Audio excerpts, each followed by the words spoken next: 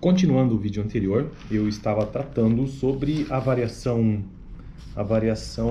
qual mesmo? A variação social, também conhecida como diastrática.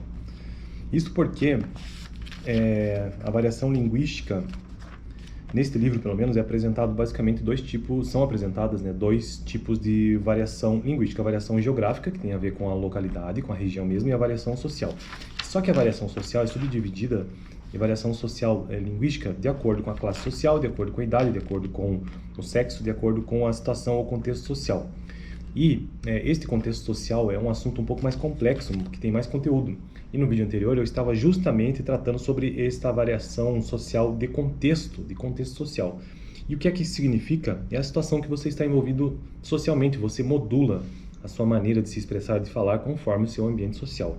É um fato muito conhecido que qualquer pessoa muda sua fala de acordo com o seu interlocutor. Se esta é a pessoa mais velha ou mais nova, se é hierarquicamente superior, por exemplo. Enfim, então, este é o assunto do vídeo de hoje, a continuação da variação social de contexto ou de situação. Beleza? Eu já comecei isso no vídeo anterior, né?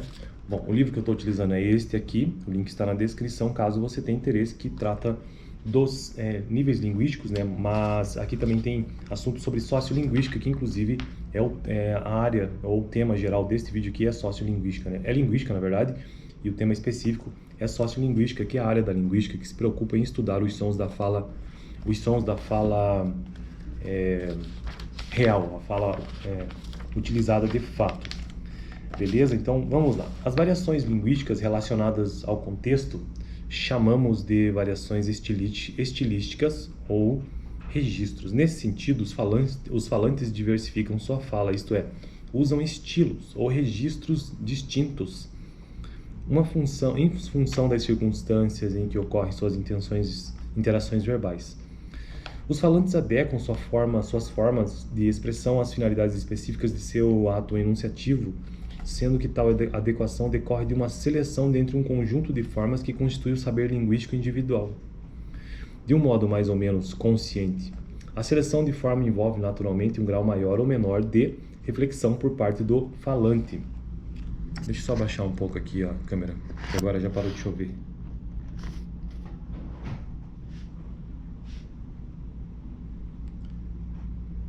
Onde eu parei? O uso do estilo formal em relação ao informal requer uma atuação mais consciente.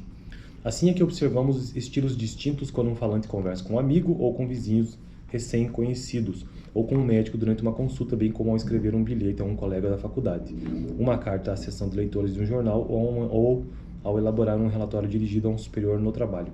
A terminologia para se referir aos diferentes estilos de fala não é nada precisa. Utilizamos muito genericamente expressões como estilos formal, informal, coloquial, familiar, pessoal, enfim, vários tipos ou vários estilos. A noção de situação, tal como foi definida, tem um alcance restrito, reduzindo-se praticamente à consideração. Situação é o contexto social, né? Reduzindo-se praticamente à consideração da cena em que ocorrem as interações verbais.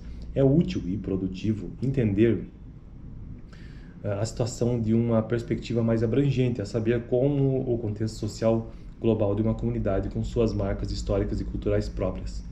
Pensamos aqui particularmente nos contextos ritualísticos e religiosos que, tomados do ponto de partida, sugerem um estudo de variedades e usos linguísticos especiais. Assim, por exemplo, o contexto das tradições religiosas sugere o estudo das linguagens esotéricas, das fórmulas e invocações propiciatórias, as práticas da relação com o mundo sagrado.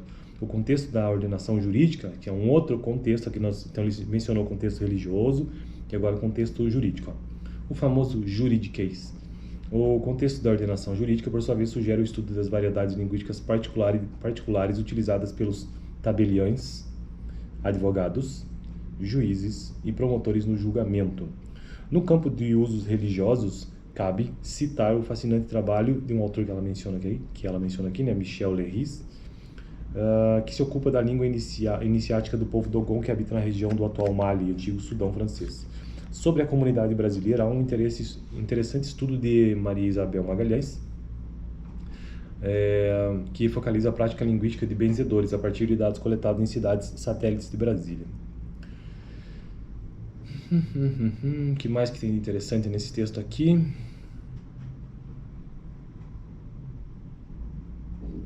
Os parâmetros para finalizar o vídeo de hoje. Os parâmetros de variação linguística são diversos, como se pode inferir da exposição feita até aqui, como eu já mencionei, né? Variação social, variação geográfica, entre outras, e essa agora de estilo. Para efeito de apresentação, isolamos os fatores a que a variação linguística como um todo está relacionada. Não podemos deixar de apontar, no entanto, que, na realidade das relações sociais, os fatores de variação se encontram imbricados. No ato de interagir verbalmente, um falante utilizará a variedade linguística. Olha só que importante isso aqui, muito interessante. No ato de interagir verbalmente, um falante utilizará a variedade linguística relativa à sua região de origem, então variação geográfica, também conhecida como variação diatópica.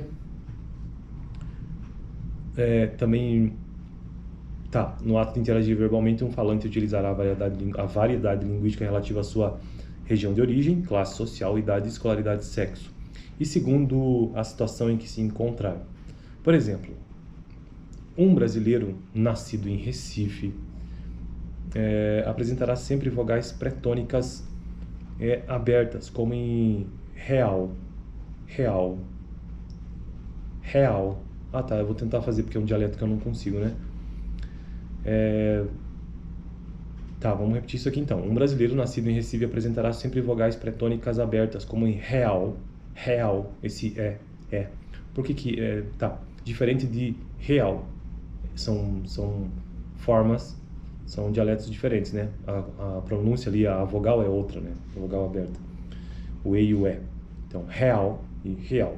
Mas ainda a depender de sua escolaridade de origem rural ou urbana, utilizará o verbo assuntar ou prestar atenção, e a depender da situação dirá fui nada ou fui não.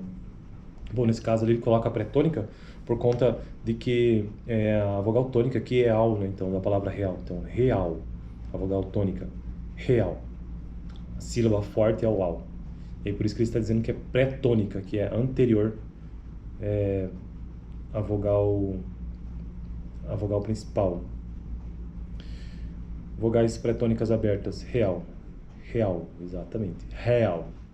Beleza, então esse foi o vídeo de hoje, para a gente entender que existe sim, e acontece muito, na verdade, na língua, né?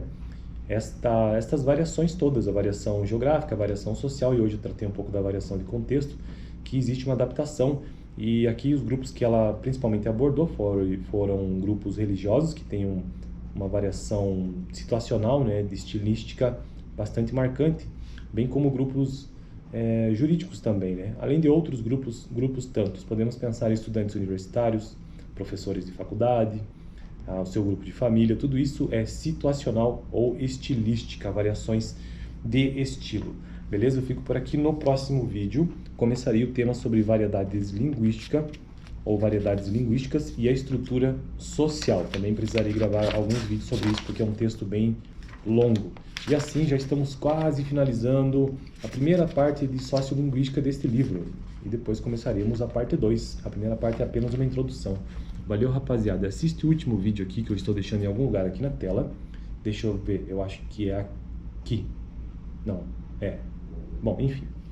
Assista aí o vídeo que eu comecei, né, esse assunto de estilística ou de contexto de variação linguística. Valeu.